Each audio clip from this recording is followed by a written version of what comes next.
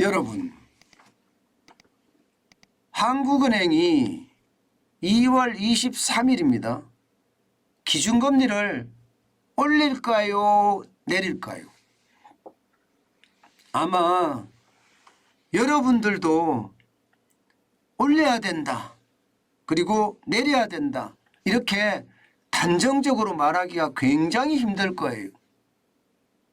왜냐하면요, 기본적으로 올릴 요소와 내릴 요소가 너무 강하게 부딪히기 때문입니다.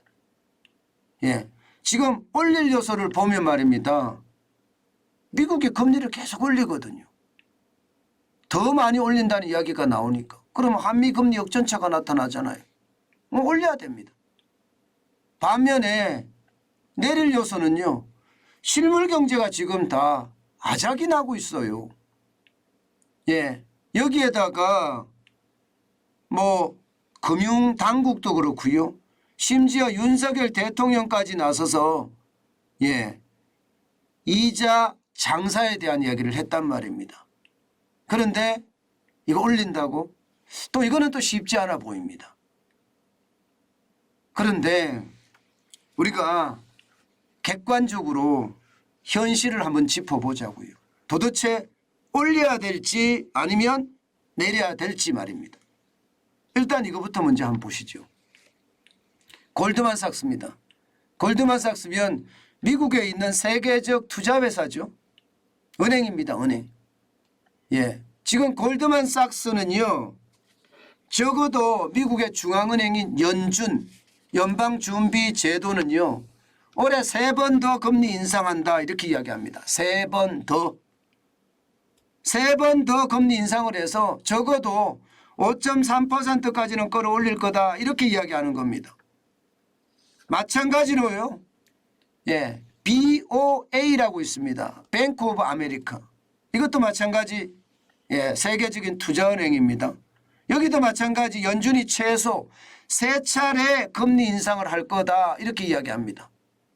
그러면 3차례 금리 인상을 하면 지금 미국의 기준금리는 4.75%입니다. 4.75%. 베이비 스텝으로 0.25%가 베이비 스텝이죠. 3번을 더 올린다 그러면 0.75%가 올라가게 됩니다. 그러면 최고금리가 4.75%에서 이게 3번을 더 올리면 결국 말입니다. 5.5%가 되는 건가요? 5.5% 기준금리가. 그럼 3번이면요. 결국 말입니다. 3월 달에 올리는 거죠. 3월 22일 날 올리고요. 5월 3일 날 올리고요. 6월 14일 날 올린다는 뜻이 돼요. 3번을 올리니까. 3번을 올리니까 계속해서 올려간다는 이야기가 되는 거거든요. 그러면 그때 금리는 5.5%가 되는 거고요. 그러면 우리는 어떨까요? 우리는 지금 기준금리가 3.5%입니다. 3.5%. 자, 그러면 여러분 보시자고요. 지금 미국은 3번 더 올리면 5.5%인데 우리는 3.5%다. 이대로 놔둘 수 있을까요? 못 놔둡니다. 절대적으로 못 놔줍니다. 2.5%의 금리, 2.5%가 2%의 금리 차죠. 2%의 금리 차를 우리 경제가 버틸 수 있을까요? 아직까지 한 번도 없었습니다. 2.2%의 금리 차가 난 것은요. 지금까지 한미 금리 역전은 3번이 있었습니다.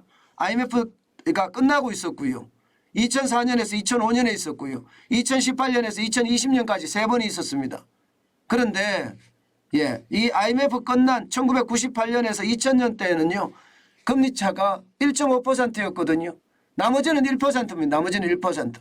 2004년에서 5년도 1% 금리 차가 또 2018년에서 2020년도 1%입니다. 그런데 이게 지금 1.5%까지 벌린다? 2%까지 벌린다? 제가 봐서는 이거 버티기가 쉽지 않습니다. 버티기가 진짜 쉽지 않습니다. 지금도 말입니다. 지금도 1.25%의 금리 차거든요. 지금 1.25%의 금리 차잖아요. 우리는 기준금리가 3.5%고 미국은 4.75%니까요. 이 와중에서도요. 외국인들 지금 빠져나가고 있습니다. 지금 작년 12월에는요. 4조 310억 원이 빠져나갔고요. 채권 시장에서 1월에는 6조 5,680억 원이 빠져나갔습니다. 현재 2월에도 2조 이상이 빠져나갔다는 통계가 있습니다. 그러면 단순하게 보면 12월, 1월 그리고 말입니다. 2월에 100억 달러 가량이 빠져나갔다는 이야기가 되는 건데 여러분 이게 만약에 1.25%인데도 외국인들이 이렇게 빠져나가는데 이게 1.5%, 2%가 되면 어떻게 될까요? 이것은요 결국 충격이 될 거라고 저는 생각을 해요. 결국 말입니다. 2월 24일이에요. 이번 주죠. 2월 24일에 한국은행이 기준금리를 안 올린다고 하더라도요. 결국은요. 4월 13일에는 올릴 수밖에 없다. 근데 문제는 이 시기를 잘 못 맞추면 그 충격은 배가가 될 겁니다. 채권 시장에서 외국인들이 쑥쑥 빠져나가는데 여기에 지금 한국은행이 제대로 대응을 못하면 더 많은 돈이 빠져나갈 수가 있습니다. 그렇기 때문에 이게 충격이 된다는 이야기고요. 또 다른 하나는요.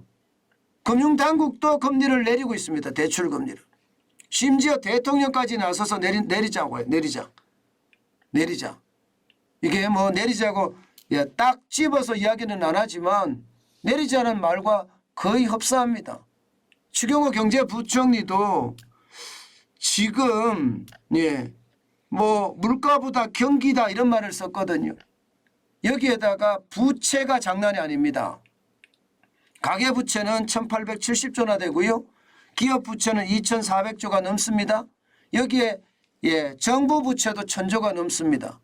그중에서도 가장 위험하다고 이야기하는 게 자영업자 부채인데 자영업자 부채가 1014조예요. 참 진퇴양난이죠. 제가 봐도 한국은행의 고민은 굉장히 깊어질 거예요. 정부의 어떤 정책적인 의지로 금리를 안 올렸으면 하는 그런 발행과 부채 폭발이라는 그 충격이 한쪽에는 도사리고 있고요. 다른 한쪽에는 금리가 너무 올라가니 외국인들이 한국 탈출을 한다. 여기에 대한 신호가 있는 거란 말입니다. 그렇기 때문에 아마 고민은 엄청나게 깊어질 거예요. 게다가 말입니다. 지금 미국은 3월 달에 베이비 스텝이라는 0.25% 금리를 올리는 것이 아니라 0.5%를 올릴 가능성, 빅 스텝이 될 가능성도 많이 높아졌습니다. 만약에 여러분 우리가 동결시키고 미국이 빅 스텝을 단행을 했어요. 빅 스텝은 0.5%니까 4.75%가 5.25%가 된다는 건데 과연 이렇게 됐을 때 괜찮을까요? 저는 괜찮지 않을 수도 있다고 봅니다. 그런 측면에서 보면 한국은행이 선제 대응하는 게 저는 맞지 않나 저는 그런 생각을 해요. 사실 이 금리를 결정하는 기구가 금융통화위원회인데 금융통화위원회 위원들도 지금 굉장히 복잡할 거예요. 이게 자칫 잘못했다가는 우리 경기를 더 망하게 만들 수도 있고요. 또 그 망하게 만든다는 게 결국 위기로 발전될 수도 있다는 것, 그것 때문에 굉장히 아마 두려움을 가지고 있을 겁니다. 분명히 지금 그럴 것 같아요. 미국의 물가지수 중에 PCE 물가라고 있습니다. 개인 소비 지출 지수라고 하는 건데요. 아마 이 PCE 물가지수가 나오고 나면 아마 한국은행은 어떻게 할 것인지. PCE 물가지수는 미국의 중앙은행 연방준비제도가 굉장히 중히 여기는 핵심 지표예요. CPI보다가 소비자 물가지수보다가 PCI 지수를 더 선호하거든요. 그렇기 때문에 PCI 지수가 예를 들어서 소비자 물가지수가 찔끔 내리고 생산자 물가지수도 찔끔 내리면서 전월 대비해서는 올라가는 그런 구도가 나온다면 아마 한국은행도 눈물을 머금고 0.25%의 금리를 올리지 않겠느냐. 조기에. 조기라는 것은 2월입니다. 2월에 올리지 않겠느냐. 예, 그런 전망까지 해봅니다. 물론 굉장히 부딪힘이 많습니다. 뭐 정부의 생각이 틀리고요. 또 현재 경기나 한미 금리 역전에 대한 우려도 크고요. 여러분 한번 지켜보자고요. 중요한 것은요. 금리를 2월 24일 날은 안 올릴지 모르지만 미국이 금리를 3번을 인상을 하면 결국 올릴 수밖에 없다. 저는 이것이 결론이라고 생각합니다. 당연히 여러분 저는 금리 인상의 대응책 당연히 마련해야 된다고 생각을 해요. 그게 그 어느 때보다 필요하다 이런 생각 많이 해봅니다.